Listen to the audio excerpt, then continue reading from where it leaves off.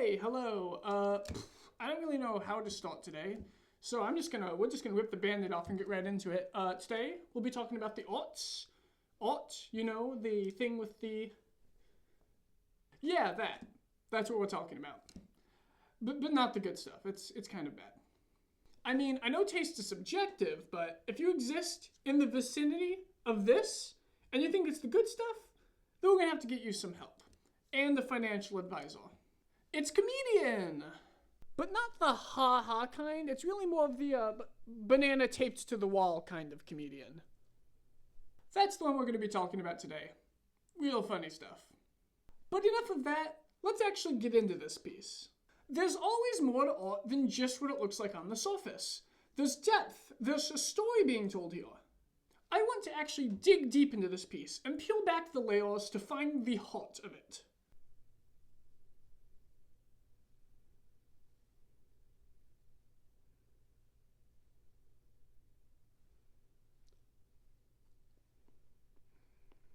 I mean, it's pretty good.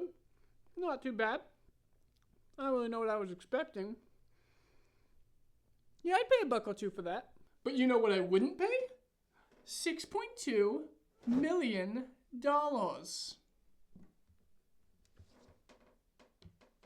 She wouldn't pay it either. That's right, this artist managed to snicker $6.2 million out of some rich sap. And you know what the worst part is? This isn't even the first time he's gotten away with this. This is, as best as I can tell, the 4th banana. He's done this 3 times before. Why we are still tolerating this madness, I do not know. But if it makes you feel any better, the 3rd banana in this series was actually donated to the Guggenheim rather than sold. So, at least he's still got a heart. And speaking of he, I think it's high time we were introduced to the man himself. The method behind the madness, the succulent banana flesh behind the banana peel, Mr. Maurizio Cattelan. He is an Italian artist well known for his sculpture and mixed media work. Alright, sounds impressive enough. He is fairly well known in the world of high art and actually has a reputation among critics as a, quote, jokester and prankster. This does not surprise me in light of this. Frankly, I'm not convinced this isn't some sort of prank. He is apparently most famous for his trademark brand of hyperrealism. I mean, I guess. I can kind of see it. Okay, you know what? I'll give it to you. It is realistic in the sense that you have quite literally taken a real banana and taped it to a real wall with real duct tape.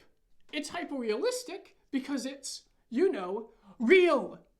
But I'm still not fully convinced. I mean, taking a banana and taping it to a wall and then calling it a realistic sculpture of a banana is pretty dumb, right? Like, if I don't know, took a person and taped them to the wall and then called them a realistic sculpture of a person, like, no one would consider that art, right? What do you mean I'm not the first person to come up with this? How could someone else have come up with this before me? Who would do that?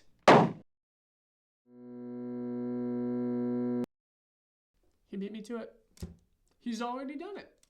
Who let him do it? How could anyone have let him get away with this? It certainly wasn't this guy. I'm not even sure if he's conscious. He might just be dead. Alright, so clearly we have to address the issue of Maurizio's catalog before we move on here.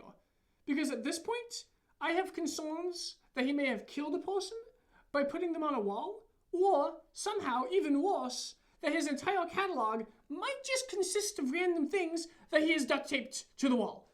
So let's take a look here. He had his first solo art exhibition in 1989, which he commemorated by not having an exhibition. No, really, his first exhibition consisted of him locking the gallery and hanging an out for lunch sign on the door. That's what it was. That's what he did. I mean, it's certainly one of the first impressions of all time, but all things considered, that's not as bad as it could have been. Like, this is pretty tame stuff.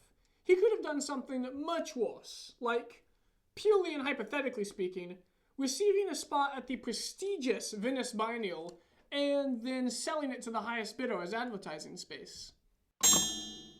Oh, wait, no, yeah, he did do that. That is, in fact, a thing that he did. He tried to pass it off as art and even titled it Walking is a Bad Job. And given that they ate it up and kept giving him money, I'm beginning to think he may have been onto something there. And he didn't stop cooking there, though, because in 1996, he did another exhibition, which he called Another Fucking Ready-Made, and I can say f***ing there because it's part of the actual title of the piece. See, I couldn't say it that time because that was just me running my mouth. But anyway, this one was special because it consisted of an entire exhibition that he had stolen from another artist and was now trying to pass off as his own work. Because, you know, walking is a bad job. Yeah, this one went down about as well as you'd expect. Police eventually got involved, and he returned the loot to the original artist. He did not get arrested, though, because at this point everyone just assumed that it was another one of his nefarious pranks, as opposed to then, you know, a blatant and unapologetic thievery. Honestly, I'm inclined to assume that it was a prank, personally. I mean, it does fit with his style of funny business. Alright, has he done anything else we need to know about? Any other pieces of practical jokes that he's trying to pass off as avant-garde, cutting-edge art that we should know? I mean, for context, this piece is called America, and he did release it in 2016. So, like, I get it, but we just can't get around the fact that we are just looking at a gold-plated toilet. Or should I say a gold-plated loo, because this piece was eventually displayed in Blenheim Palace in the United Kingdom, where not only was it available for the public to actually use, but it was also eventually stolen. And if you're curious about how that went down, then look no farther than this list of heists in the United Kingdom, because this one was clearly one of the all-time greats. When asked for comment, Cattelan said, "I always liked heist movies, and finally I'm in one of them."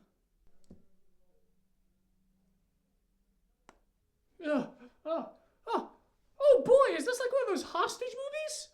Finally, I've always wanted to be in one of those.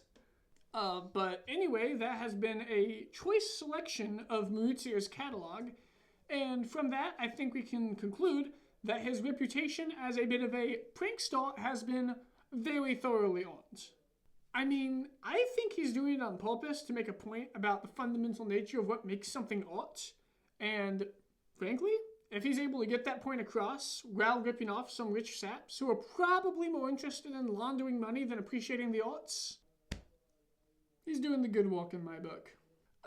But speaking of rich saps, let's get back to Comedian. You know, the banana that spearheaded this entire mess. I'm still not past it. I'm sorry, I know we already established that the banana sold for in excess of $6 million, but I'm still not past it. Like, this sold at Christie's, by the way, the world-renowned auction house. How did this happen? How does this happen? How do you go about selling the idea to Christie's that, hey, I have this fruit I'd like to auction off to the top 1%? Look, I know it sounds crazy, but I guarantee you it'll work, okay? Look, the rich buffoons will just eat this up, I'm telling you. We're talking big money here. So, yes, this sold at Christie's for $6.2 million, and if you're anything like me, a nosy brat, then you're probably curious about who would be stupid enough to buy this, and what's their phone number. That would be Justin's son. By day, he is Grenada's official representative to the World Trade Organization. And by night, well, given that he was willing to spend $6 million on a wall banana, would it surprise you to learn that this guy's a crypto investor? Nope, didn't think it would. Certainly didn't surprise me. So what makes this even better, if that's even humanly possible, is that this guy didn't actually pay $6.2 million for the banana. No. You see how this might be distracting? No, old Justin here is a crypto investor, and he wouldn't pay that much money for anything less than written permission from Maurizio himself to tape any banana to any wall, anywhere. Jealous? I thought so. And you're not the only one. The poor fruit vendor outside Sotheby's that originally sold the banana to Maurizio, for 25 cents I might add, was nearly brought to tears after being told how much that banana had sold for. Now, you may be feeling sorry for Elam, but worry not. Our hero, Justin's son, being the bold representative of a Caribbean tax haven that he may or may not have moved to in order to trade cryptocurrencies in an unregulated setting,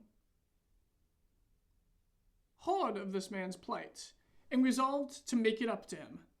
And how, you might ask? Only in the most logical way possible, of course, by pledging to purchase 100,000 bananas from Elam's New York fruit cart and then distributing them worldwide for free. Okay, say what you will about the cryptocurrency thing, but Justin here is clearly a free thinker, alright? He doesn't care about the naysayers. He doesn't care about the money. He doesn't care about the logistical impossibility of this literal insanity he just made up on the spot.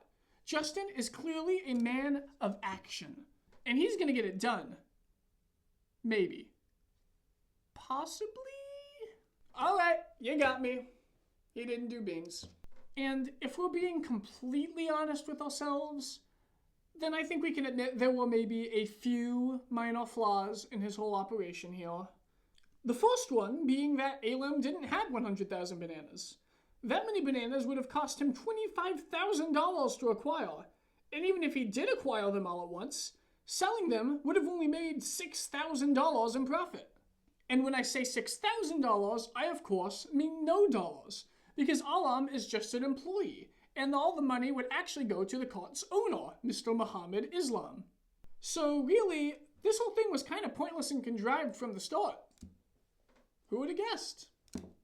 Also, to his credit, Mr. Islam did later come out and announce that he would split any profits from this venture equally with Elam. Which is pointless because we've already established that this entire plan was a flaming pile of garbage, and Mr. Sun probably doesn't actually plan on going through with it, but I appreciate the gesture nonetheless. But you know what? All this talk about this banana has made me jealous. I want in. I want to be a part of this prank? Frankly, I feel like we still haven't established for certain that it's not a prank. But I want in regardless. I'm just gonna say it though. $6 million? Frankly? It's a little too much for this. Which is why I'm announcing my own solo exhibition. Maurizio thinks that he can just run around selling banana permission slips and have it be art. Well, two can play at that game.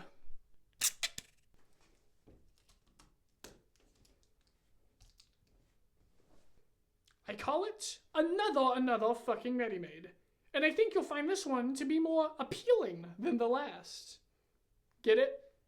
See, because it's a banana I taped to the... And that's not all. Because for the low cost of one comment or subscription to my channel, you can go down to the description and obtain your very own official certificate, permitting you to display another fucking ready-made in your own art galleries around the globe. You're welcome. Now go, be cultured, enjoy the arts, and remember, for unregulated commerce of digital currencies, Grenada is the place to be. Thank you, and I'll see you next time.